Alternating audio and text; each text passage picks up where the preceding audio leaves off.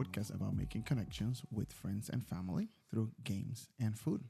And today we have our complement of returning cast, I guess, like regular cast. That works. Yeah.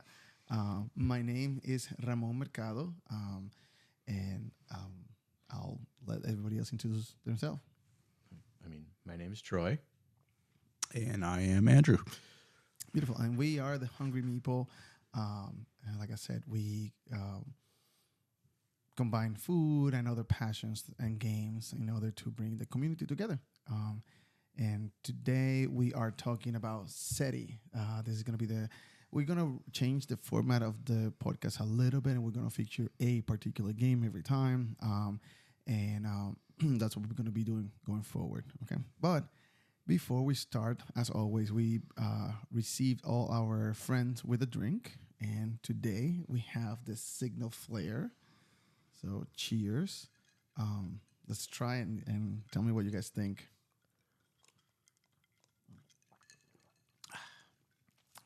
That's good. I like it. Yeah. So this drink is inspired by Seti, right? I actually asked a couple other friends, not from the hobby, and I told them, hey, I'm playing this game. This is about search for extraterrestrial intelligence, NASA, space, etc. And I said, what drink would you think would go well with it? And one of them in particular said something bubbly. I don't know why that came to his mind. Yeah, but I thought it was kind of nice. I think the golden age of space exploration in the 60s bring forth that picture of champagne and sparkling wines and all that kind of stuff, right? Not to mention that rockets are bubbly. Is that? Well, lots of gas is used. There you go. Right. Sure. So he actually recommended the French 75, which is a cocktail named after a gun, a cannon, but it has champagne. It's like a mimosa type of drink. And Saida helped me. My wife helped me come up with this one, which is a variation on it with what we had at home. So it has the base is a bourbon rye, rye bourbon. Then it has Prosecco. It has some lemon juice, and it has some bitters. So yeah, what do you guys? It's good. Very No drinkable. complaints. Compare. Is this something you will sip through as you play a Seti, or? Sure. Especially if you're making it for me. I concur with that. Beautiful. All right. So every time you receive your guest with some drinks, and after that we have some small talk. So we'll start with what have you guys been playing lately, other than Seti? Other than Seti? Yeah. A lot of Flip 7. Yeah. That is true. Yep.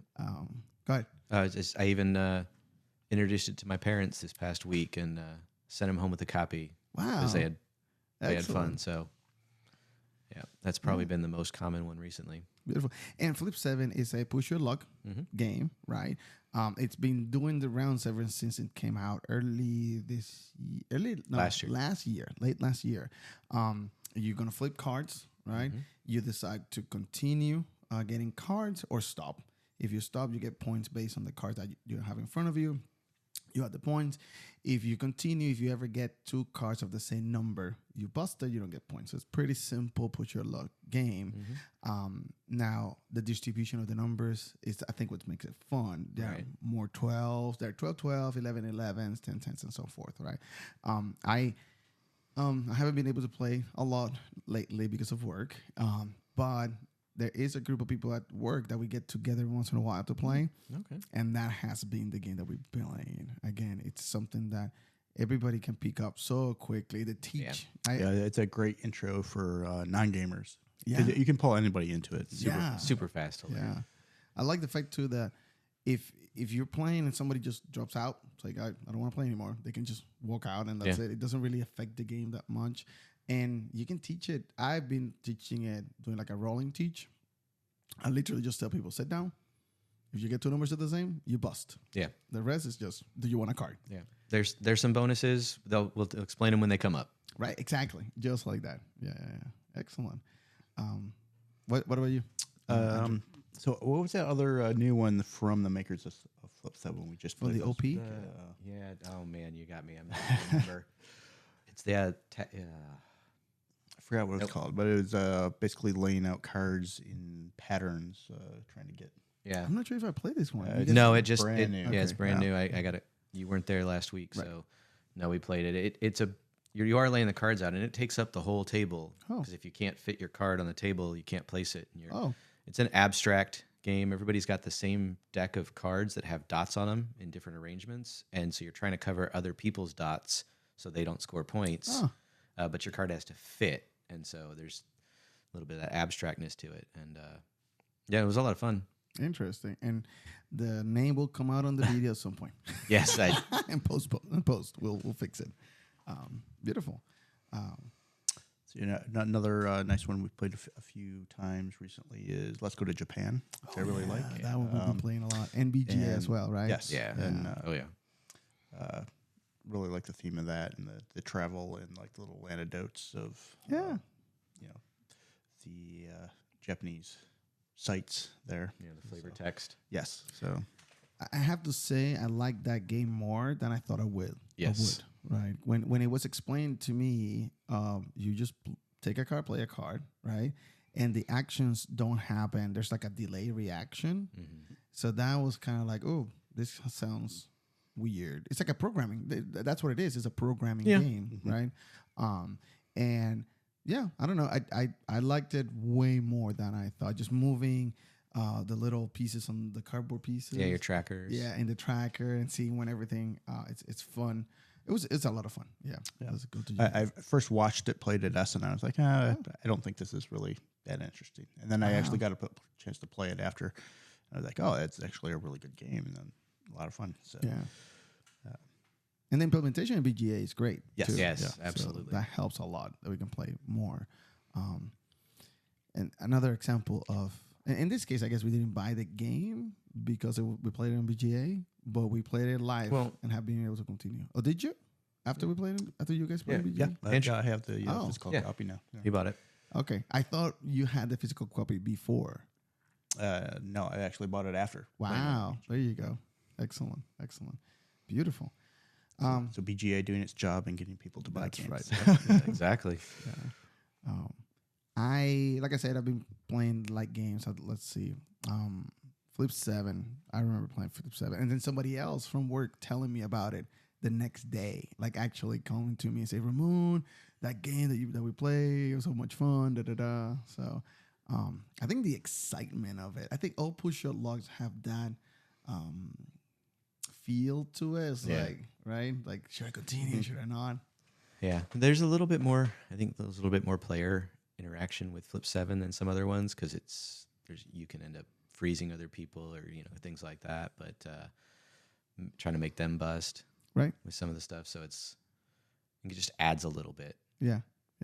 But yeah, you're right. Certainly the way that it feels around the table is different than when you play, let's say, Like push. There's a little bit to it in push because Right. other people do get some cards Right. on your turn. Yeah. But I think Flip 7 has just a little more of that.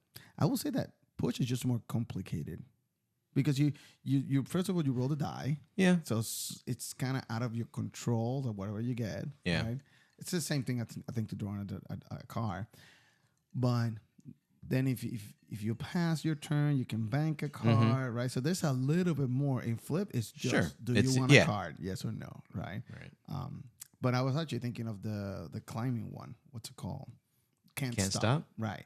So in Can't Stop, you don't get that feeling of I'm looking at this guy, what's going to happen? It becomes more like an spectator game. Yeah, Flip you 7 just you just want them to fail and can't stop. Yeah. But yeah. Anyway, what else? I've been trying to get box, Cat in the Box to play because we did play a trick taking game. Which one did we play? No, I forget. We did play a trick taking game. Rebel Princess? No, actually, I should bring that one. Great game. No, we played Robo Trick. because at work we do a lot of stuff with robotics. So I thought it was like a nudge, wink, wink. We're working. So we played that one, and people liked it. Go ahead. No, it's good. It's a fun one. It's fun, but again, similar to like what I was telling you about Push, there are other much more simpler trick-taking game. Yeah. The fact that they picked it up, like non-gamers picked it up very quickly, understood it, and but honestly, I wanted to play. Since we played that one, I've been trying to get Cat in the Box, which I really love, and haven't been able to get it. Beautiful. All right. Anything else that you guys have been playing that comes to mind?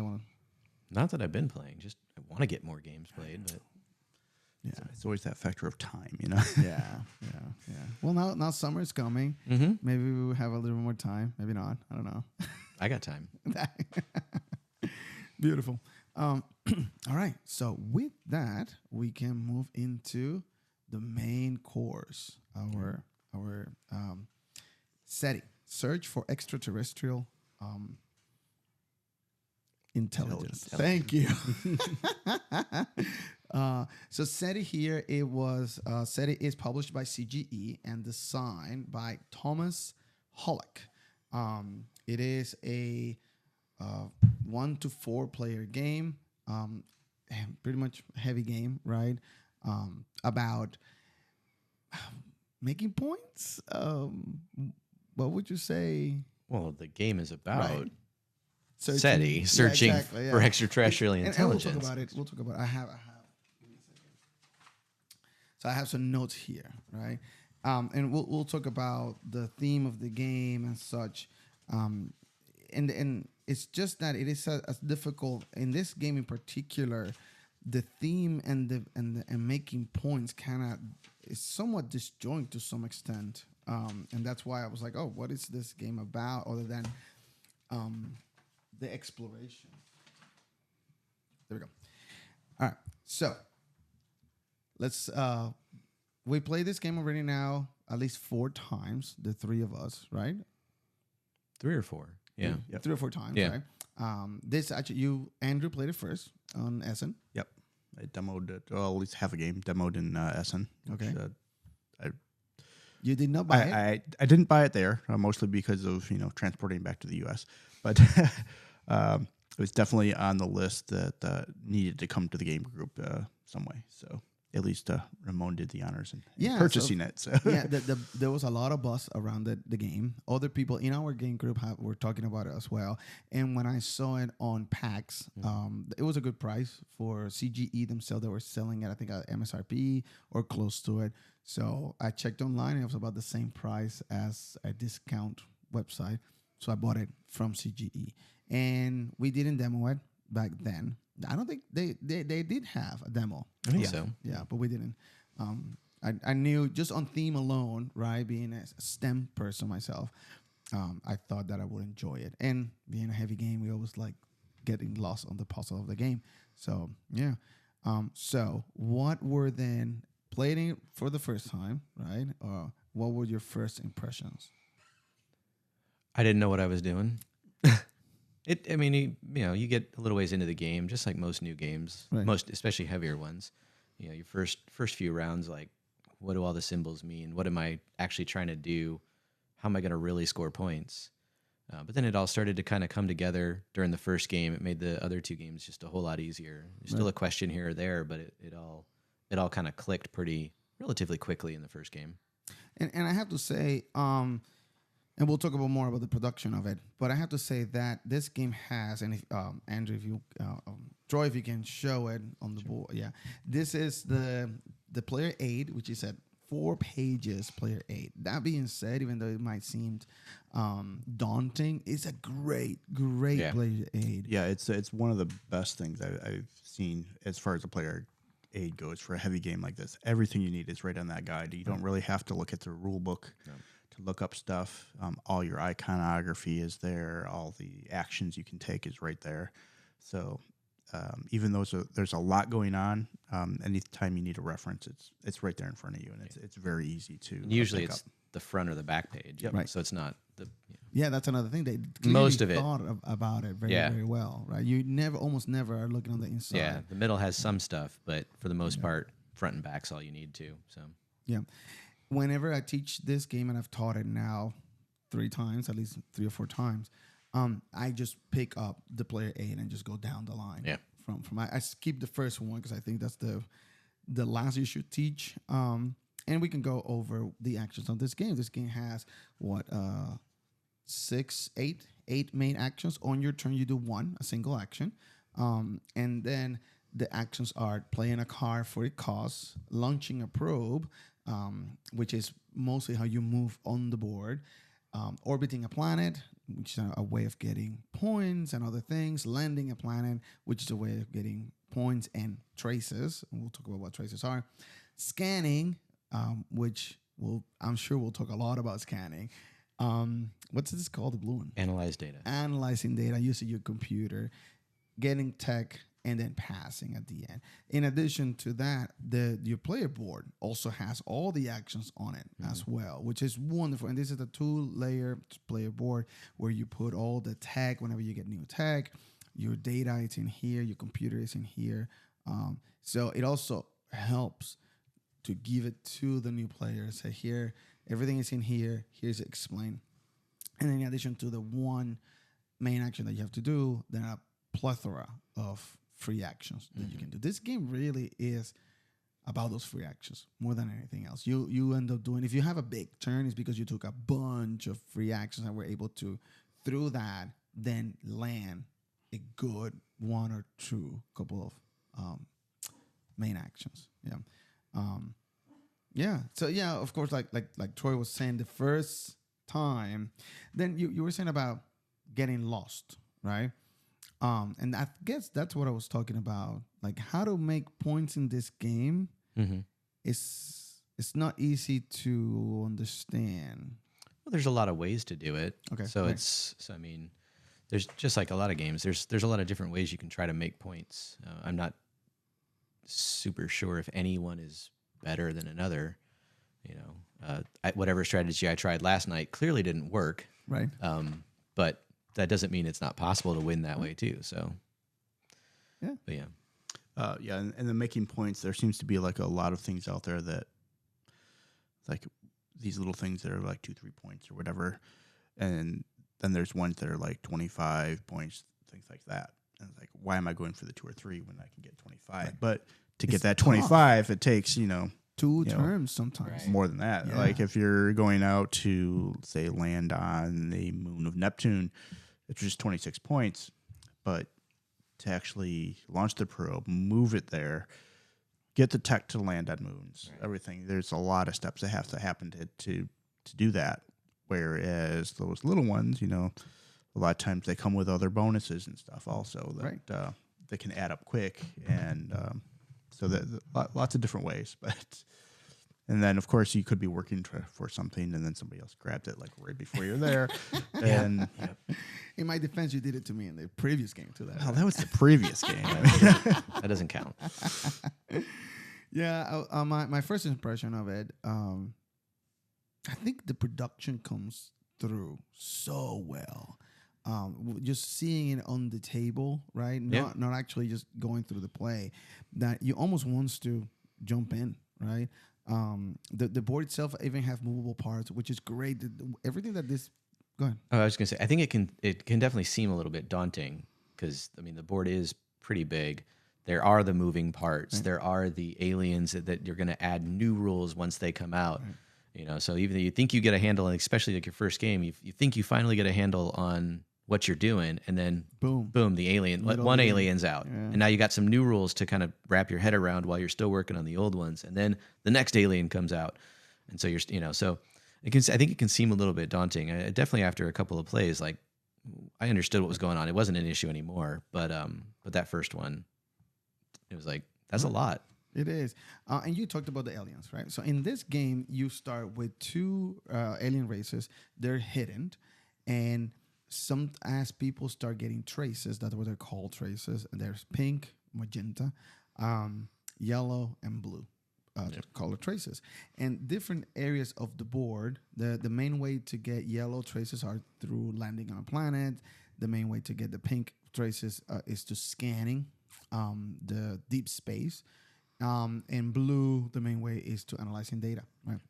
Yep. And as soon as a trace of each color is discovered for a particular alien, that alien is discovered, which I think thematically makes a lot of sense, right? Yeah. You get enough information to contact them, do first contact, I guess, or understand what you're looking at. But yeah, I think the closest, and that brings forth new cards, new rules, new areas where you can get points, and those aliens can give you a lot of points. Absolutely. But yeah, I remember every time this happens, it happens at the end of somebody's turn. I think every time we're like, okay, whose turn is it now?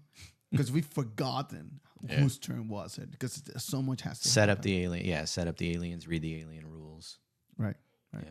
Which is nice. So here they give you this alien. The rules are really well summarized on the alien sheets. Some have cars. Some add stuff to the board. And we'll talk about each of them later on, because I want to hear which ones you guys prefer, which one you didn't, etc., etc. Okay. Now, anything else that before? So as far as my first impression of this game too was this theme and the various mechanics that you use fit very well. Like everything from the rotation of the planets, where the inner planets go around faster than like Mars, and that goes faster than Jupiter and Saturn. And then we have like the outer planets that in the game don't move it all around. But so you have the orbiting of that. You have the publicity being traded in for technology, which kind of like whoever has got the most airtime, has the partners to bring in new techs and stuff, which fits very well. And just and you mentioned before, like the theme of how we discover the aliens and things. It's like everything about the actual mechanics is not just pasted on. It fits so well with the theme of space exploration and how kind of it would work in the real world. It fits very well. So. Yeah, I agree. A lot of thought were put into a game that really, this is a card game. It's a card management. At the end of the day, most of what you're going to be doing is through cards. And there's I don't have it here, I should have brought it. There is 200 plus cards in this game, and this is just the main cards, not counting the alien cards. But each one of these cards, number one, they're multi-use cards, right? They have a white area here. That is what you get when you pay the cost. That's the action of playing the card. But you can also just discard the card for an extra publicity bonus, like Andrew was saying, or movement of data or some resource, right? Yep. You can use them to scan, which we haven't really talked about the scanning action. But you can use them to scan from your hand or from the cart row. You can use them as income too. You tuck them in and they become your income in every turn. And finally, you can turn 2 cards for one of either energy or money as well, right? So it's like another resource. And I am surprised how much you can do with the card and how well still translate to the theme of it, right? And I do have a few here, just talking about the care that has been put into it. I have the Arecibo Observatory, which is from my hometown of Puerto Rico. Sadly, no longer works. That we don't use it. But I was there when I was high school field trip. And recently, like 2 years ago, I actually got to fly around it and got to see it again. And so they have a card for it. It has a picture on it, and we'll put some pictures on the webpage as well. And we actually play with somebody who served in Space Force. And we actually have Cape Canaveral Space Force base. And I literally asked him, hey, is that the actual picture of? Yeah, it is. So the James Webb Telescope, right? So, and every like a NASA publicist, the Large Hadron Collider, Voyager 2, and the dreaded Orbital. And we'll talk about this card in particular soon enough. Orbital Lagrange. In each of these cards also have a little flavor text that we kind of gloss over as we play for it. But at least the first time it's really small. It is very small, but it's very interesting. Again, it's information about it, right? But yeah, and those cards are very important too. It's almost like all the main actions on there are backup plans to doing things that the cards do better. So, like launching a probe is kind of like a generic launch. It costs you $2 to money, whatever they call it here, credits to launch. But there's all kinds of cards in there that are named after real life probes that have been launched. So launching a generic probe costs you $2, but launching, say, the Cassini probe from a card costs you $2, but also gives you a reward if you make it to wherever it's going. So using those cards efficiently and trying not to do the main actions just as a generic action is I think one of the keys there to make things work. Yeah. The Arecibo Observatory card itself, right, is $3 to scan. Normally, scan costs $1 and 2 energy. So when it may seem a little bit more expensive, first of all, you're no longer using the energy that you can use now for other stuff. And second of all, it also lets you additional to scanning, doing the scanning option, you can mark another sector, right? And we can talk a little bit about what scanning does now, right? So when you scan, that's the main way for you to, number one, get data that you then put in your computer, then you can use to get blue traces. And number two, you can get points and pink traces through scanning as well.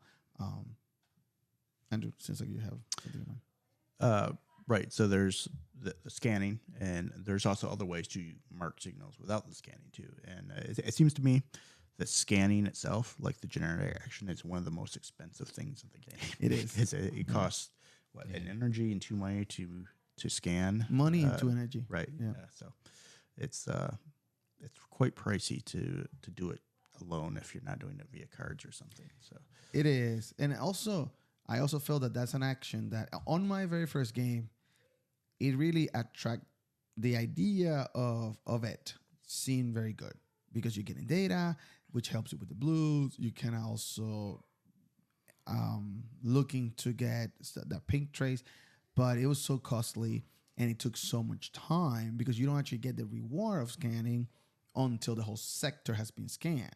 And then somebody could, and it really is an area majority type of mechanism. As you start getting data from a sector, you put in your markers there. And at the end of the day, when the sector is completely scanned or full of markers, only whoever has the most markers gets the main bonus. So it's a bit of a risk too, because yes, you get the data from it immediately, guaranteed. But if you're trying to go for that majority, it's like you're just hoping that no one else goes there before you can, because it's the tiebreakers, whoever's last. Right. So. whoever scanned last. Right.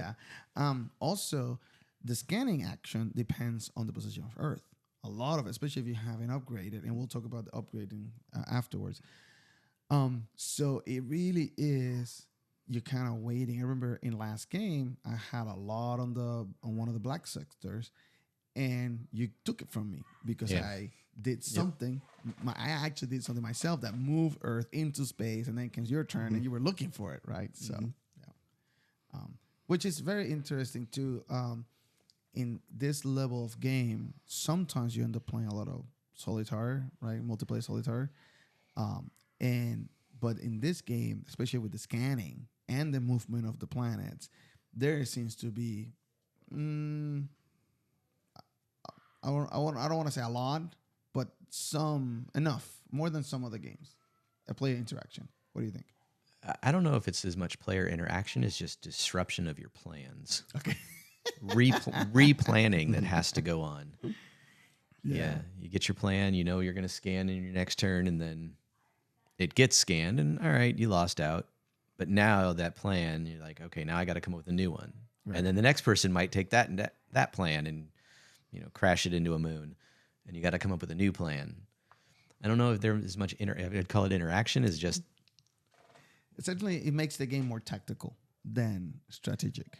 Yeah, and it seems like you're like, oh, the tiebreaker should be whoever gets there first, but then Right. probably no one would finish it. Why finish it if? That makes sense. So if it was majority of whoever was there first, then that last person would just have to leave it. You wouldn't get finished until you managed to get around to Right. it. So makes sense because that gives an incentive to actually finish off a sector and try to get that first place versus just leaving it alone because you weren't the first or you weren't the first to be able to tie. So now you're just out and you're like, well, I'm literally only filling this for somebody else. Right. Right. And there really is no incentive to start. There you get 2 points for being the second. The second, yeah. Right? So it's tough. That and I don't know why I got drawn to it in the first game. I came dead last on that. And I think to bring it back to kind of real world themes is the way science is done. It's built on a lot of what came before, but who gets the credit is the Right. one that kind of finished it off. Yeah. And Right. you never, the public doesn't look back and see all those pieces that are behind a lot of times. Yeah, that's It's true. Whoever made the headline. Yeah. That's gonna be the last person. Right. Yep. I will say too that whenever I think of SETI, I think of scanning, right? All the other stuff that we do here, landing on moons, landing on planets, orbiting, and certainly Aliens. interacting with the actual aliens hasn't really happened. And it's not, at least from my understanding of SETI, it's not what is actively done, I guess. I mean, we are going to other planets, right? We have probes in Mars, right? Collecting Data. fossils and data and all that kind of stuff, pictures, rocks, and some very interesting things that are happening.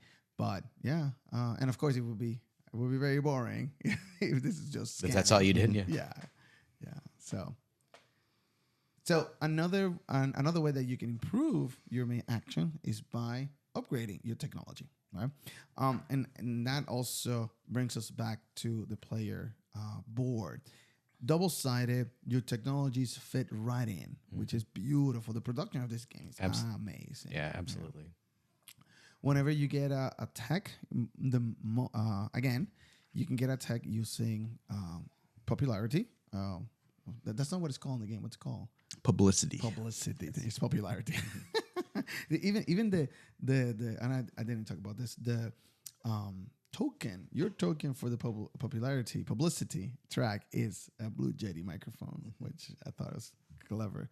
And you can, I have another one here. Which one is it?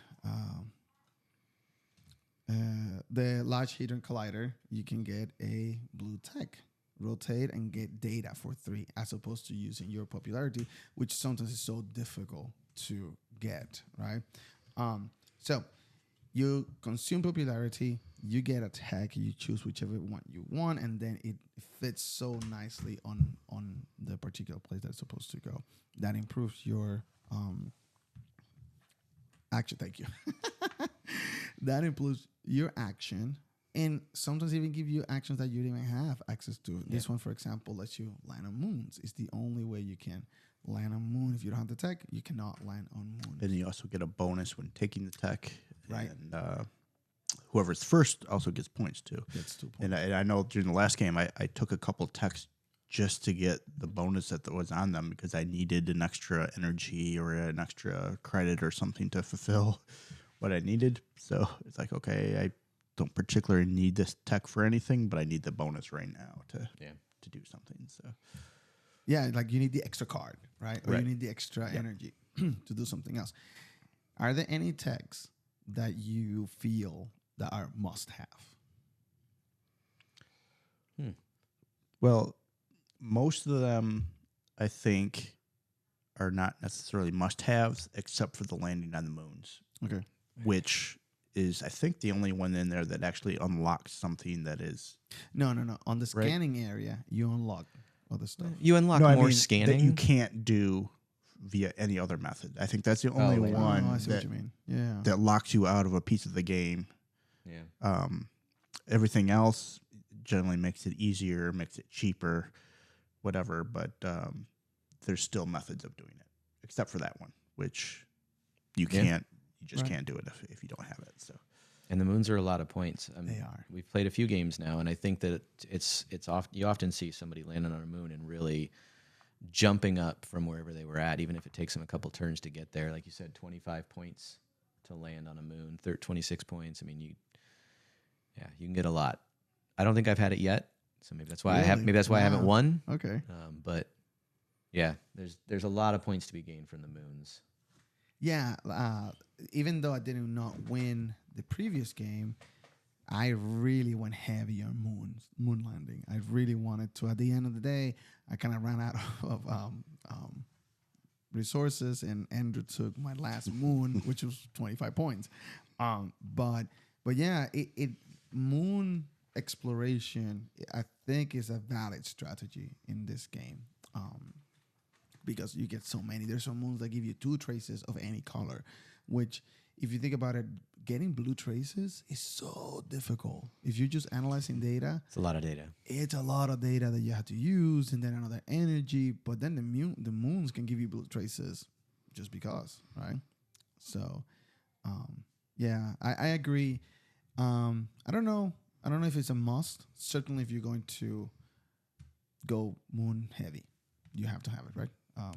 And even if you're not, being locked out, like Andrew was saying, of those points, it can hurt you, because at the end of the day, if you are in your probe managed to go to one of the planets, having the option to land on that moon and get those extra points, it's good. So yeah, interesting. Yeah.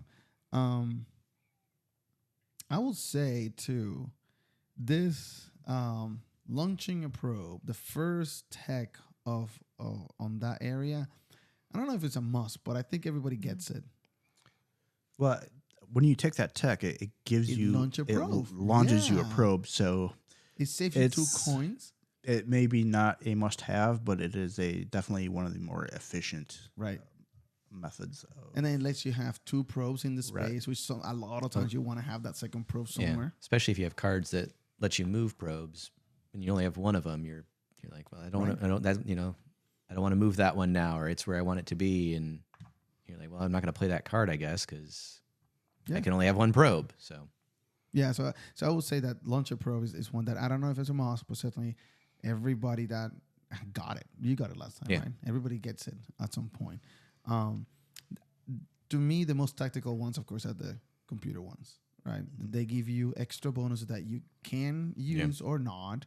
They don't have to go in order. You can put it anywhere you want to. And those are the most tactical. Those are the fewer ones that I end up getting for whatever reason. So. Yeah, I don't know if any of them specifically must have. They all have a good thing that they provide to you, and just depending on what direction you're going in the game. So if you're going super heavy on data and scanning and whatever, then having more blue was going to help you, because you'll be able to use more data. But if you're get something for it. Yeah. Right. So you can actually get points or popularity or whatever for your data instead of a lot of the empty spaces. So you can definitely be good. Yeah, and I think if you're going to be scanning at all, picking up some of the scanning ones is important too, because scanning at least itself is so expensive. You want to maximize when you do it. If you can get 2 scans in or something. I was going to say, especially the one that lets you scan to the left and right of Earth. Yeah, adjacent. Because that gives you more flexibility with your scan. Because otherwise, you're like, I can only scan where Earth is, and it's got to move. But once you get that, now your scan's a little bit better, even though it still costs a lot. Right. And also the Mercury one, because Mercury is situated. Yeah, I was going to say the Mercury one, or the one that allows you to scan off a card. Right, of your hand. Those two are pretty cheap to get a second scan in. So you're basically getting 2 scans for very little extra in there. Technically, if you have the one that lets you scan from your hand, you could scan 3 times on the same color sector if you have those. Right. Yep. So, and that could make a big difference if you're trying to finish that sector or get ahead of somebody else, right? Yeah. Scanning, it's expensive, but if you have a lot of tech there, can be useful. In the last game, I ended up getting the very last one that lets you pay an energy to launch. So it kind of paired well with what I had of moving probes around So every time I scan, I was able to launch another probe, or move. Yeah. So, yeah, no, I think again, very well thought. All this the tech, and going back to the theme of it, everything makes sense too, right? So, yeah. All right. Yeah. So then we can move into the aliens. Sure. We have all 5. So at this point, anybody that's listening or watching, if you don't want to get spoiled, we will talk about in depth about each of the aliens. We'll talk about which ones are our favorite. So at this point, you can skip ahead. I'll put a time stamp in the comments, and I'll tell you where you can come back to the conversation. So, first of all, discovering aliens. I know Troy, on the 3 or 4 times that we played, yesterday was the first time you were actually able to contribute. Absolutely. Yeah. So, why did you not focus on it, or you just found it very difficult? No, I was just focusing on trying to build up an engine in other ways to get, the card production or to get money to be able to do more actions, and just wasn't focused on completing the sectors or getting to a planet or whatever to get that trace, and hoping to build up an engine so that I'd be able to, kind of have more going on in the game later. Kind of worked, kind of didn't sometimes. Yeah. I came last, the one before. Yeah. So you did even better than I did, and I did contribute. Yeah. So it's not a game breaker. No. By any means, or maybe for other people that are better players, it could be a game breaker. And just to give an overview, the way this works is that each of those alien races are completely flipped. So randomly, you're supposed to select 2 out of the 5. And as you do your actions, you get blue, magenta, or pink, and yellow traces. And they're not tied to any particular alien ever, right? So you decide where to put them, but you are incentivized to put them on the spaces that actually trigger the discovery of the aliens, of which there are 3 spaces for every alien, 1 of each color. Okay. Yeah. I like it just because I want to get cards. And I think cards are probably, in my opinion, one of the most powerful things in the game, because the more once you run out of cards, if you run out of cards, you may only get 1 to draw for the next round. If you can't produce more cards, your income doesn't include more. So cards are really valuable, and contributing to the aliens typically gives you cards, at least 1 card. So and those alien cards are more powerful than Absolutely. the regular yeah, ones. So absolutely. Yeah. So it's not a deal breaker, like you said, but it's definitely nice to get 1 or 2 of those if you happen to be able to contribute twice when the alien flips, instead of having to try to get those cards later. Because you can get them. Yeah, but continue to get traces. Right. So it's just it's a little bit, definitely an advantage. Right. Yeah. Yeah. Yeah. All right. So let's go backwards from last night. The first one we discovered last night was I'll let you pronounce that one. Oh, This one. How about this one? Yeah. It's right here at the top. Right? Yeah, it is. Yeah, it's right there. don't ask me.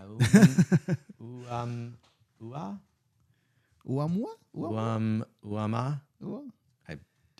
The cigar. Sure. The space cigar. The picture is something that looks like space cigar. This actually is a phenomena that was actually observed. Yeah, right? a few years ago. Go ahead. It came through, visited nearby, Solar and system. then went flying back out into space. Yeah.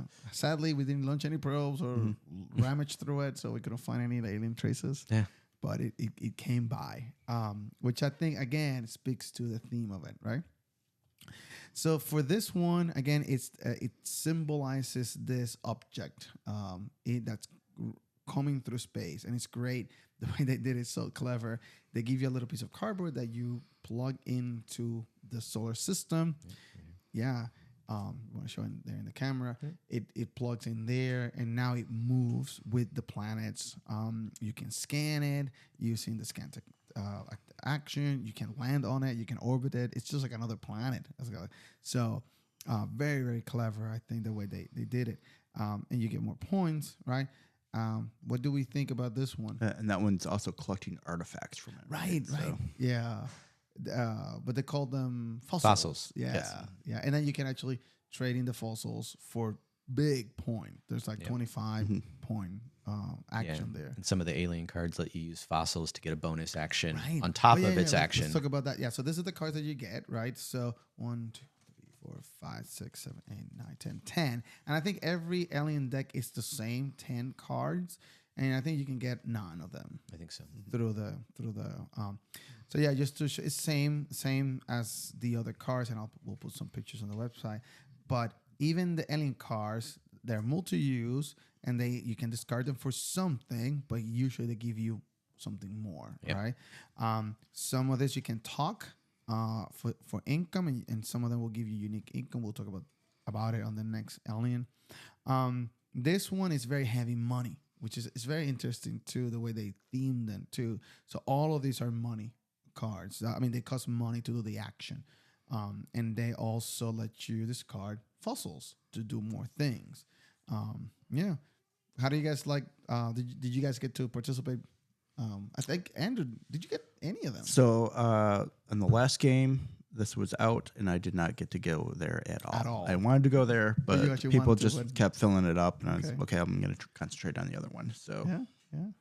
But I did get to play this one at the demo at Essen, which was fun.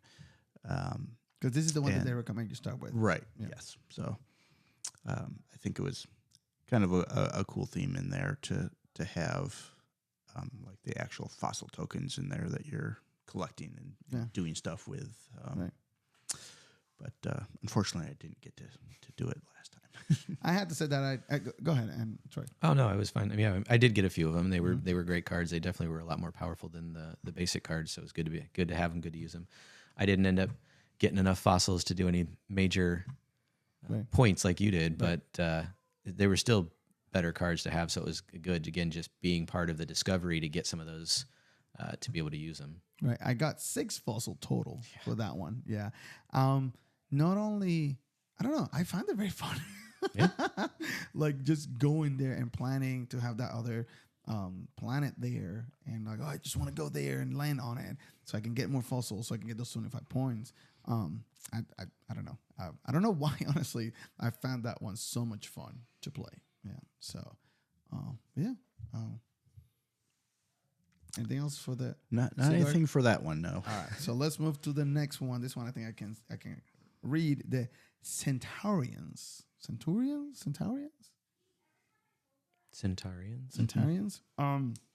This one again, the theme is super interesting. You can read about it here if you have the game. This one actually takes into account the amount of time that takes for signals to travel through space, right? Of vast distances of space. And whenever this one gets discovered, you get these 4 little tokens, 1 per player. And you put them, I think it's 25 or 15 points 15, ahead? I think. 15, I think. 15. So you put them 15 points ahead, symbolizing that you send a signal, and it will take time for you, that signal, to come back and then get the rewards of the data. So this one is all about that. Everything that you do sets another token further in time, and then you collect a different rewards afterwards.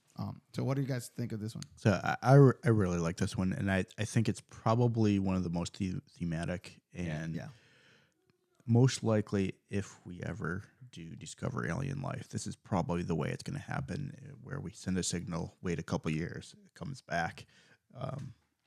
And I kind of like that mechanic, and I think it's a really nice one. And this is the one that I was concentrating in our last game, was trying to do this one. So I was placing the tokens out there, trying to play the alien card just before I landed on a moon or something, so that I could play the card, put the thing out, 15 points.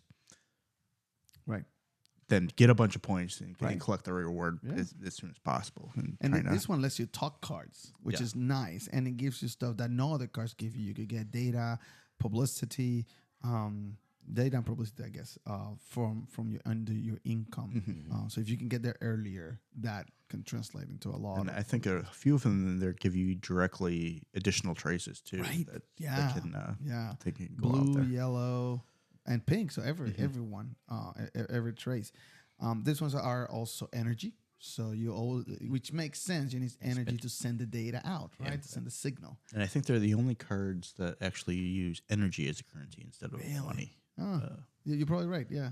Yeah, I think they're great. I mean, especially if you can, the sooner you can get them and play them out, because you hold them in your hand too long, you may not reach that 15-point milestone. So you only kind of get half the card advantage.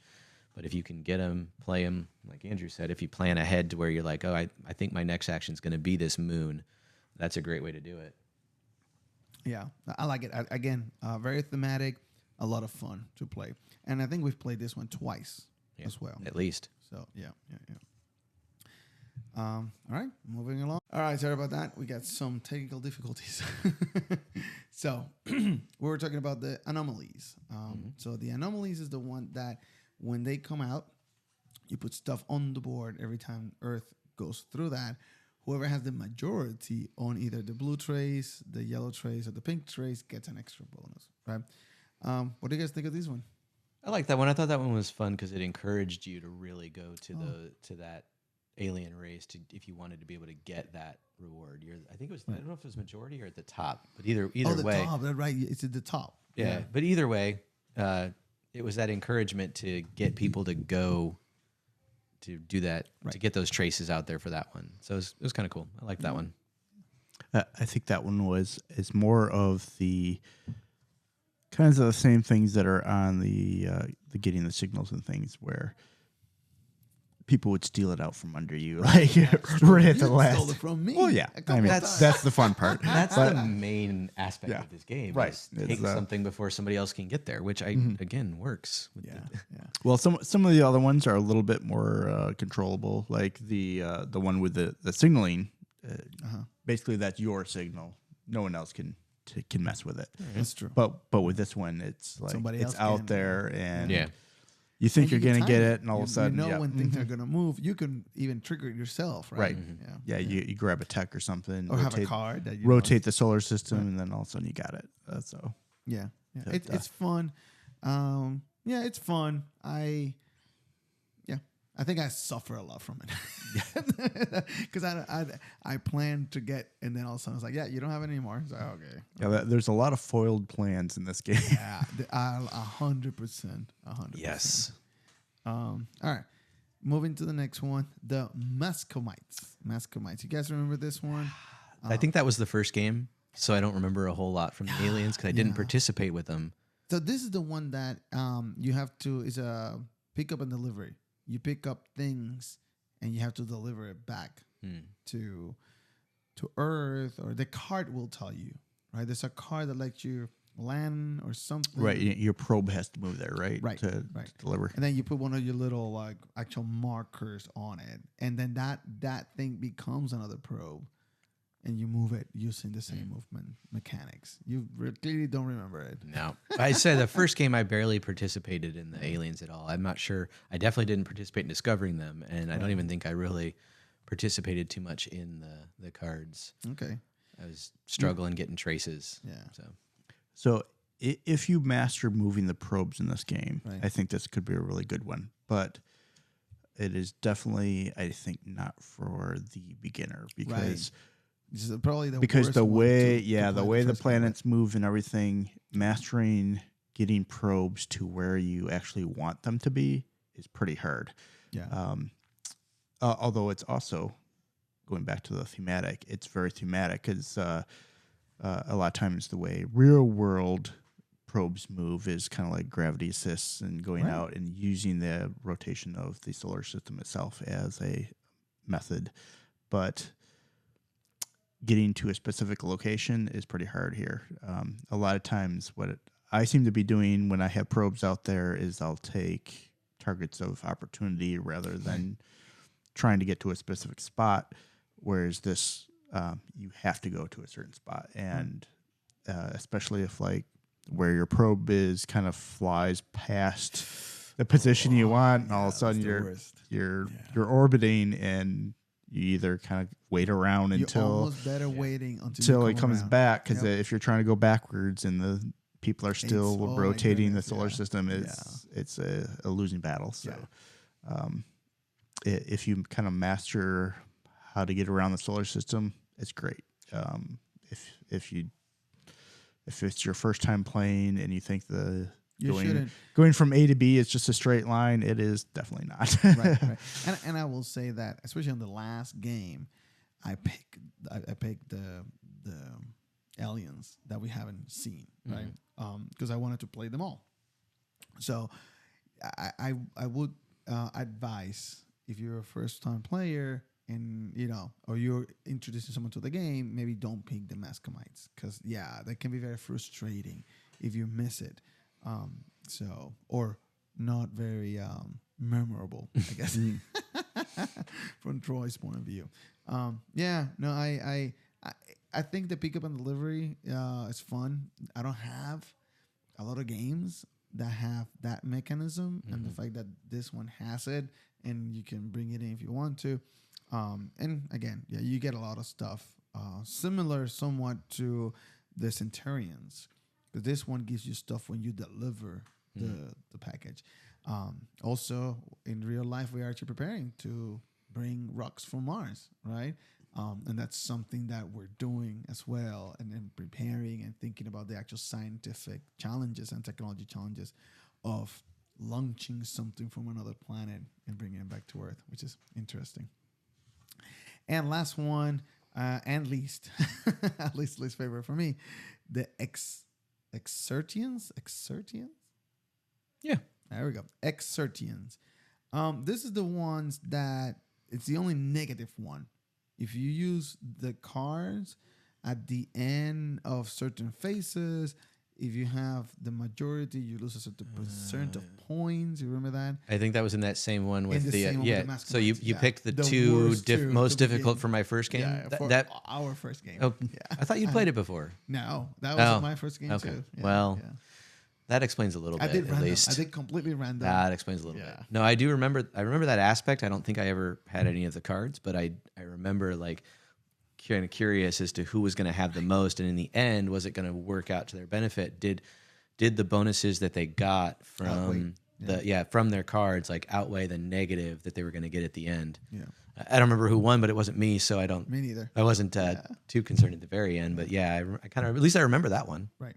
It was memorable. I think they're pretty powerful if you can do it. Okay. But and do you remember what they give you? I don't even remember what they give you. I had a few cards. Just try not to have the most of them. Yeah, exactly. I guess is really the main goal. I remember Andrew had the I most. think so. You lost 10% of your income at the end of your points. But did I win that game though? I think. Let's take a look at the board. I don't know. I Who else was believe playing with us? Did we finish that game? I believe even with the penalty on there, You won. The cards were so, too. powerful enough to offset it. Okay. So What do you get out of whenever you get a trace? You get a lot of stuff.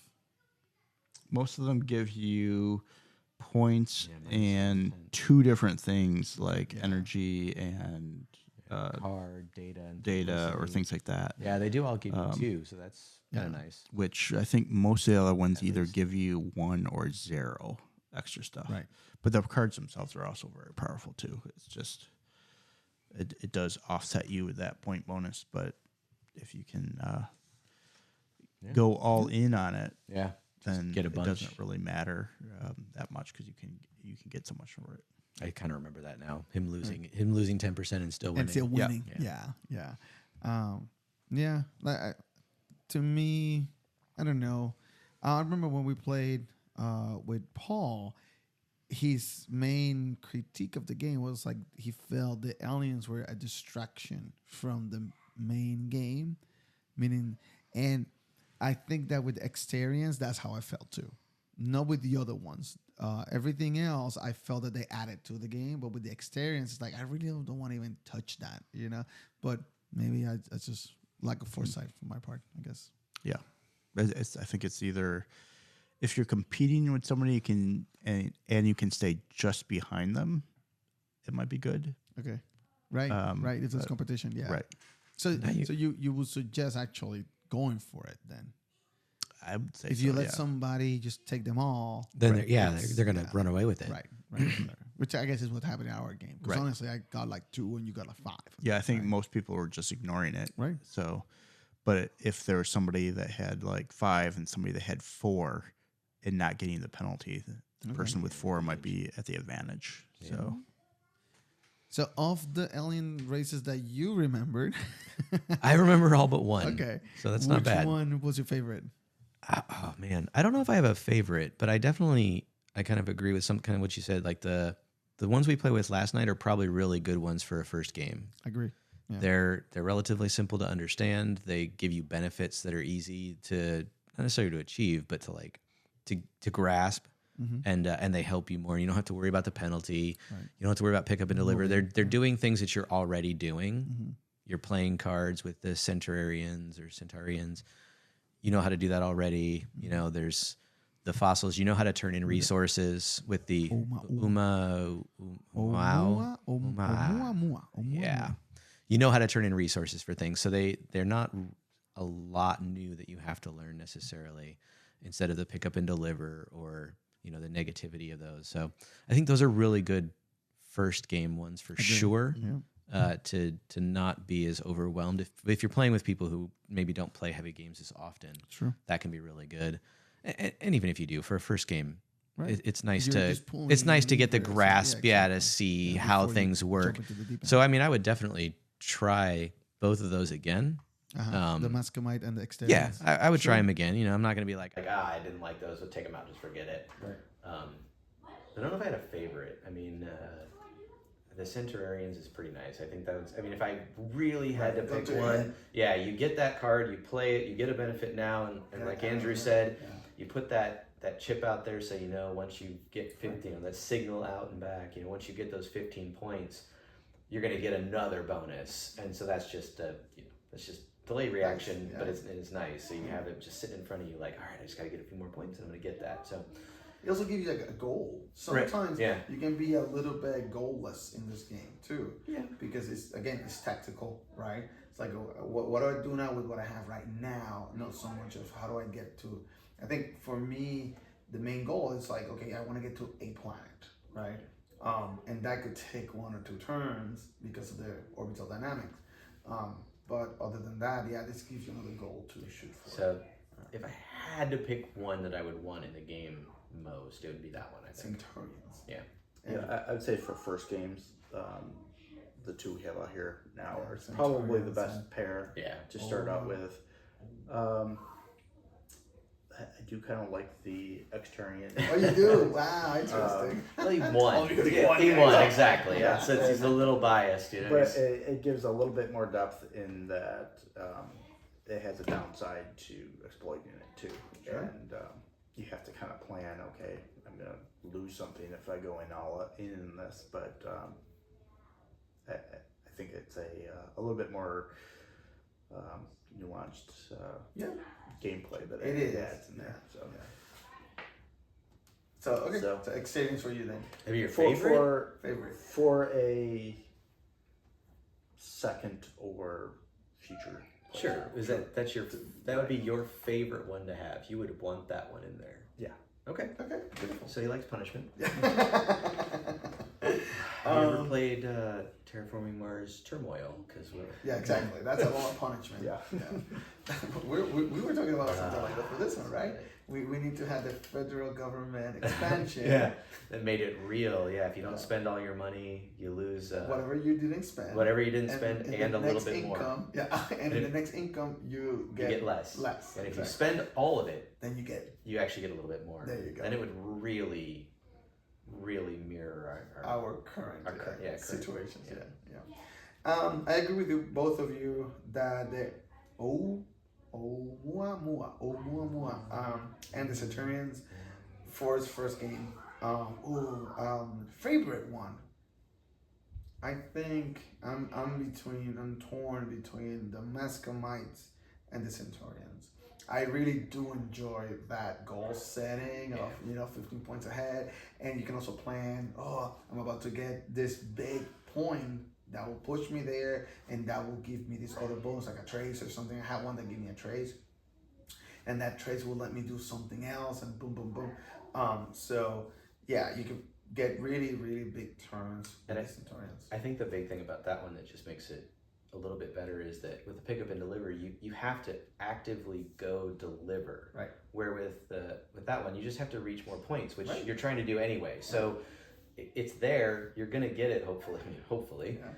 Yeah. But you don't have to really go out of your way to get it. Right. You don't have to go make sure your probe moves to get that bonus. You just have to get more points, which there's all sorts of ways to get more points. So that's why I think that one may be a little bit, my opinion, a little bit better. But And what you're spending in resources and turns and whatever, moving your probe around is preventing you from doing other stuff too. Right. Whereas Yeah. the other one, you're going to get points anyhow. right, You don't have to do something special to, or waste basically anything. Right. Waiting for that signal to come back. It's going to be there Yeah. eventually. Right. Yeah. So, no, I agree. But I don't think the rewards are quite as good Powerful. either. Right. So. Right. And then with the masterminds, I really do enjoy the moving the probe around. Once it's difficult, and it's frustrating. especially because of asteroids. Yeah, exactly. So the asteroids take a little bit more movement to get out of. And it's so frustrating when somebody moves it. Yep. I remember that, not the last game, but the previous to that one, I was trying to land on Uranus, and all of a sudden Andrew moved it, whoosh, and I passed Uranus. Like, oh my goodness. Now, when something like that happens, you're better off really waiting to be pushed around. Because if you Hopefully hopefully, make yeah. that. If you're on the outside, and that's another thing that this simulates very well, right? Planets closer to the sun move faster than planets outside, and it happens here too. So if you're in the outside ring, waiting to be pushed around, it's like, oh, maybe I won't make it by the next turn or whenever I need to. So, but if you can shoot it and get it, it's very rewarding. So I would say Masquerade, very close to Centurions for me. Yeah. You were almost right. But for the most part, I think they're all very fun to play with. I really do love the surprise, having that sprung on you in the middle of the game. What do you guys think of that? The alien surprise? Yeah. Again, for the first game, I thought it was a lot. Yeah. I'm kind of curious. You said Paul said that like the aliens were almost a distraction. I would actually kind of be curious to see how the game played without them. Interesting. Just especially if you were playing with people who really weren't used to heavy games. Like, could you play this without the aliens and get those people to still kind of grasp the concept? So if you played again, you could introduce the aliens and they'd be comfortable. Okay. Because they're still landing on planets, orbiting planets. You'd still be able to get a lot of points, and you could still do the traces. It's not like you're locked out. Right. Just because you took the aliens away, you just don't get as many points. So I wonder. That's just a kind of a curiosity, but I don't remember your question exactly. But I would be curious to see how that worked. The surprise. The surprise. I mean, there's 5 aliens. Surprise. Well, percentage. Because we play. Yeah, exactly. Yeah, it's going to be one of those 5. So it's not, and you're going to get 2 of them. So your chances are pretty good. You're going to get one that you either like or you're familiar with. So it was fine. It was a surprise the first game because then we had to introduce the new rules. But once you do that, you kind of you get it. So I guess what I meant is like no other game that there's an element of legacy to it. You don't know what's going to happen. There really is a pause in the middle of the game always, regardless how, doesn't matter how familiar you are with it, you still have to get the stuff, set it up, right? Some are just cards, other are things that you add to the board, right? So, and I don't know of any other game, I'm sure there are, just lack of my knowledge, that does something like this, that in the middle of the game... Add an expansion in the middle of the game. Pretty much, that's pretty much what it is. You add an expansion in the middle of the game, What do you think?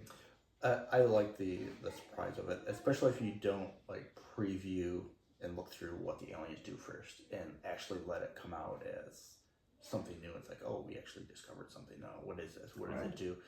If you haven't like looked at them first, I think it's first couple of games, just let it come out as a new thing and wow, we actually discovered an alien. What's it do? And that's kind of like because the rules for them are not so complicated that you need to look through them all and see what they do. The little spiel that comes out when they're discovered, I think, covers it pretty much. They have simple rules. They have simple, extras that they have when they come out. So, and they're pretty much all the same, right? Really, you just keep adding traces to it, and they give you more resources. That's kind of what I tried to do in the very first game, and then I ended up picking up the worst two to start with, and just go completely blind. But yeah, I agree. I like it, and I like it, and I thought the same as you about not using them. How much fun would this be? Yeah. And I think it would be a complete game, right? Certainly, our games are less complex than just the base game here. Yeah, I just don't know what you'd be missing out on. Like, would it really impact the quality? It's not a super important question. I don't know. I don't know how many people would ever. I don't know how many people would ever do that. Right. Like, if I don't, but as an alternative. But I mean, definitely, if you already own the game and you had it and you're like, oh, I'm gonna play with people who don't like heavy games, like. I'd try it, but I don't know. Maybe. But the question is. But why would you bring it out then? Correct. So, I think for the theme, it's good. If you have some people that are really into space and science, right, and they play heavy, mid to heavy games, right. But then I'd be afraid that it would not work, and now you've ruined the game. You kind of ruined the game or their opinion. Like, oh, this was a heavy game, and it just kind of fell apart. So plus, there's 24 plus spots here that come out, and if you take those away, there's really not that many. Yeah, like technically you can go to these still. You can always go to these, but yeah, you're not going to get. There's not as much benefit. I mean, you go to one of the alien spots and get 5 points, or 20 points. 15's the highest on that one. Versus always getting 3. That's a huge point difference. So the incentive to do those tasks that get you out there to the aliens wouldn't be there. So which means the rest of the game could be heavily impacted. It was just a thought. Like I said, I was just kind of curious when you mentioned it. And Paul's like, oh, the aliens are a distraction. I was like, I wonder how it would go if you took the aliens off. And I can see kind of where it could make things go bad. Oh, absolutely. On the moons and the planets and the scanning. It might actually make the scanning more appealing too. Right. So, it's interesting. I wonder from the point of view of developing and actually designing the game, if they even try that. It's interesting thought. Unanswerable question. So, critiques. Let's talk about the solar-size elephant in the room. What don't you like about this game? I think with plans being ruined so often in this, that it can cause some delays, because normally you might be thinking about all the stuff I'm going to do when it gets to my turn as it's going around, and then that all comes crashing down, and you have to do quite a bit of analysis of what to do now, because the planet I was going to land on is gone, or the solar system moved and now I don't have enough energy to get to where I was supposed to go, and you have to start back at square one looking for something to do. So I think all the games we've had, some of the turns go really quick, but then a lot of times we get stuck on somebody because they have to go back and reanalyze an entire board of what they want to do, because it changed. And it can change multiple times. I mean, it's similar. One of my biggest things is always player downtime, and especially if there's nothing I can do. I'm not going to get anything during the other player's turn. It always bothers me, and that's just me. Some people don't mind it, but your plans are ruined, so you generate some new ones. You're like, okay, I went, Andrew was next, he did something that messed up my plans. Okay, fine, I'll make a new plan. And then you go, and you ruin that plan, and now I'm coming up with a new one. So that's definitely can be a little bit frustrating. And then that time between turns, and that's always an issue that I like. it just bothers me. I don't like sitting there for 5, minutes or more, just like, okay, well, and then I forget my plan. Even if nobody ruined it. Right. I made a plan. I knew exactly what I was going to do. Nobody did anything that was going to ruin my plan. What was it gonna do? What was my plan? Yeah. That was so long ago. Right. And so this game ends at 5 turns. Boom. There's no other triggerable condition that triggers the end of the game. We've already played it at least 3 times, so we're well familiar with the game. Even the last night was our last time playing it. 4 people. We've always played at 4, which they don't recommend to do. I understand why. But even last night took us 2.5 hours, almost 3 hours, Probably 2, to play 4 people that we were familiar. There was really no. I already set up the game before you guys arrived home. So there was no setup time, there was no teaching time, and still took us. I mean, the box says 40 minutes per player, so I mean that's about right. That's I mean, about, Yeah. But you can definitely have some of the analysis paralysis. You're like, oh my gosh, there's so many decisions, and my plans were ruined. Like you said, got to look at the whole thing again to figure out my plan, because the person right before me ruined it. Mm-hmm. If you ruined it, you're after me, and I've got 2 or 3 turns to figure it out, and nobody ruins it again. My turn can be real quick. Right. But if that person before you ruins it, you're literally back to square one once it's your turn, and now you're like, now I got to look at the whole board. Where should I go, and all that. Do with the cards. Yeah. But that's like my only complaint, really. I mean, well, you'll probably get into things you liked. Yeah, exactly. In a minute. Right. Finish that before. So that's it. Yeah, for me, it's downtime. It's really the main complaint. But that being said, I love this game. Yeah, it's good. It's good. It's a lot of fun. The orbital dynamics of it, the way everything moves is great. I love multi-use cards. Yeah, absolutely. In general, and here they did a masterful work on how to do all. Give you so many choices with your cards, right? So no, I enjoy, other than the downtime, and not even the downtime, just the length of the game, right? If we could play it in 2 hours, it will see the table more. Yeah, and I think 3 might make it that downtime just a lot less. You have just a little bit less of the possibility for your action or your plan getting disrupted. Right. Before it's your turn. Right. So that could You'll really have one other person between the 2 of you. So 2 people. No, if it's 3. Right. If it's 3, you only have that one person in between. Yeah, between you. Yeah. So, right. But yeah, no, I mean, other than that, the production is fantastic. I'm a huge fan when it comes to like production quality. The boards, all of the tokens. None of the token. Well, no, your resources. Some of them are cardboard, but I mean the majority of them are nice. Data is actually data that has information on it. Right. Little 1s and 0s on the it. 1s and 0s actually mean something. Yeah. But a lot of your tokens are tokens. They're not just cardboard pieces. Yeah. Things that move. The light is fantastic. For anybody watching the video that sees the flickering solar system, that is thank you. Not Troy, part of the game. That doesn't come with the game. But Troy, you want to talk about? Just a light we put in there.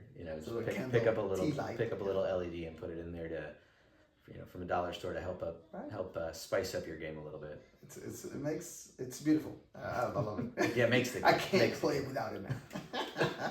I think that the only other thing I might change about this is making scanning cheaper.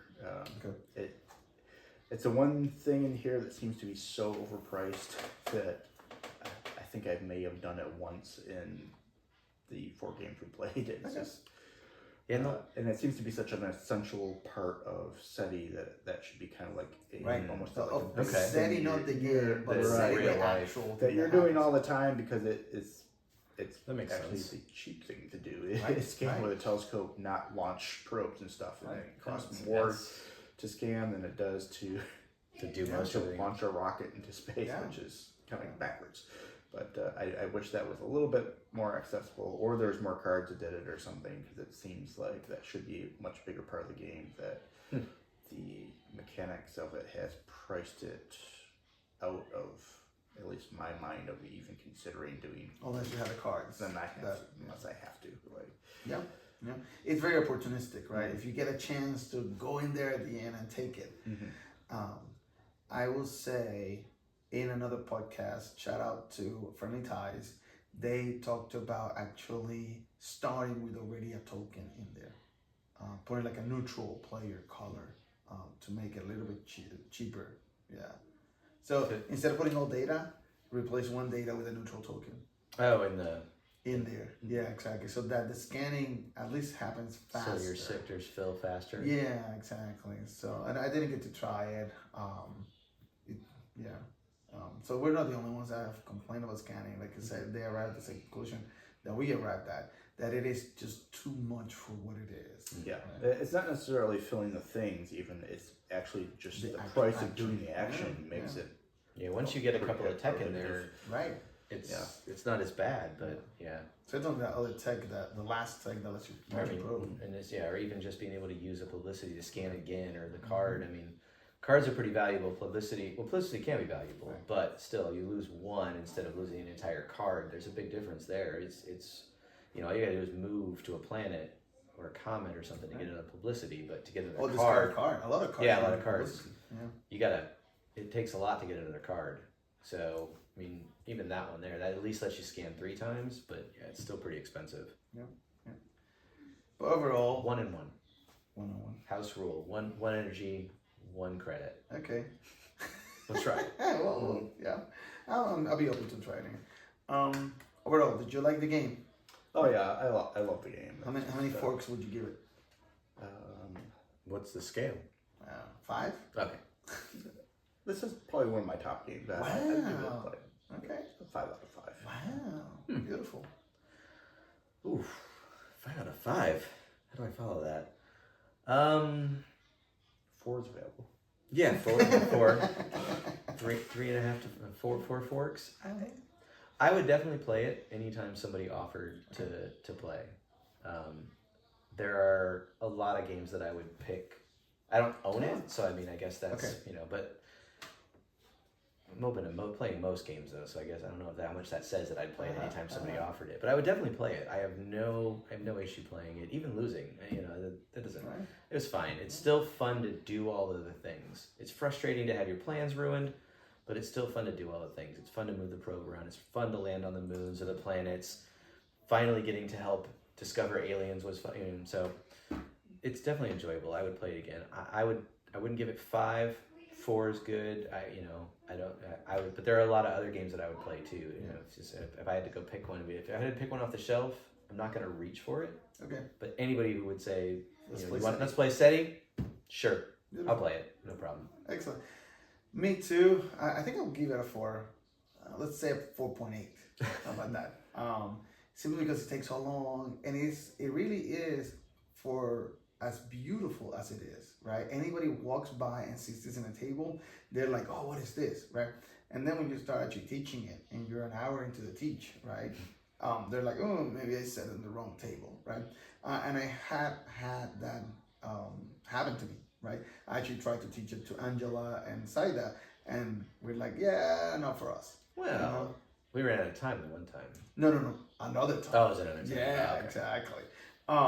And it's just because there is a lot. There are 8 main actions that you kind of have to understand, right? Then there's so many icons and all these other free actions. So there is a lot. It is a heavy game, period. But it looks so beautiful. It really does have so much table presence. And it is so much fun. If you can get through the teach, at least for me, it really is a lot of fun to play and move your little toys around and scanning, getting the data. Especially when you get those big turns, where you can probably get 1 or 2. Do like 5 actions in one turn. Exactly. Yeah. Free, boom, boom, boom. And then 1 choice at the end. All that to get a choice. So yeah, it's such a fun game. That's why I like it, and the theme helps it so much too. If you're really into space, if you're really into science, the theme really does shine very, very much so. So yeah, 4.8 for me. Sure. All right. Yeah. I'll stick with my 4. That's fine.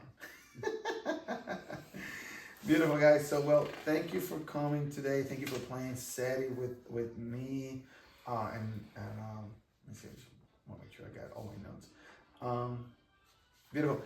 Thank you for playing Seti. All the times that we did. I hope you guys have fun. Yeah. We'll get it again sometime in the table. Maybe when the expansion comes out. I haven't decided whether I'm going to get it or not. But I might just to have another. I vote you get it. Yeah. With my money. If anyone's gonna get it, it should be. Well, exactly. Beautiful. For those of you watching, remember to subscribe. Click that bell for notification. Leave us a comment. Did you play Seti? Have you played Seti? Did you like it? Did you like it? Have you played it at 4 players? Do you recommend it at 4 players? Maybe that's what we need to do next time. Just the 3 of us. Just 3. Or any 3. Yeah, any 3 I'll exactly. try it. Just for Like I me to said, I'll try. play it again for sure. You know what? Leave us a comment if you played it. Let us know which one of your of the alien races is your favorite. I would love to know what people are thinking about the alien races and which one is their favorite. Are you really gonna end this without talking about the card? Oh wow! No. Okay. There's a card here that I think we're gonna officially retire of the game. If you have this game, you have played it, please let us know.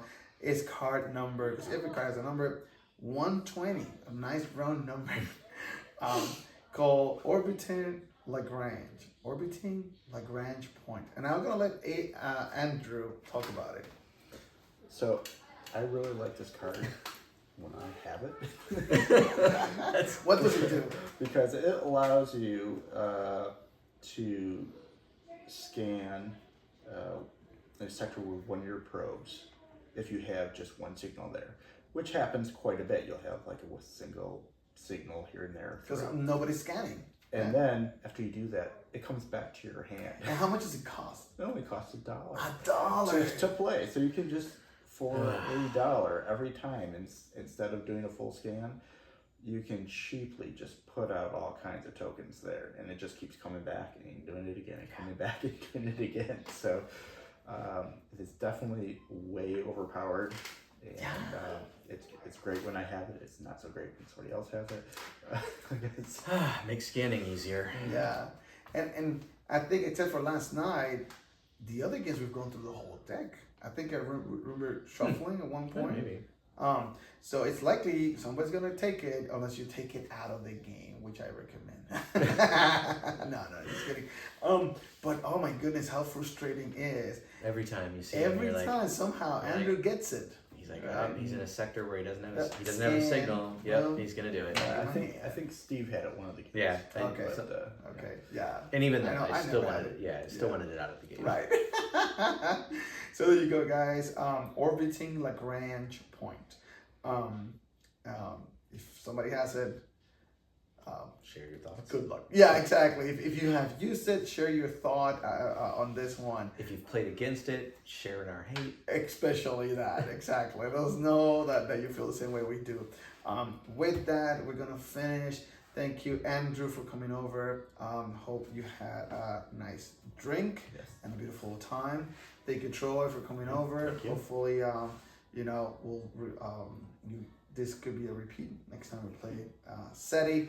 Our Signal Flare. That's the name of the Signal Flare. Signal Flare.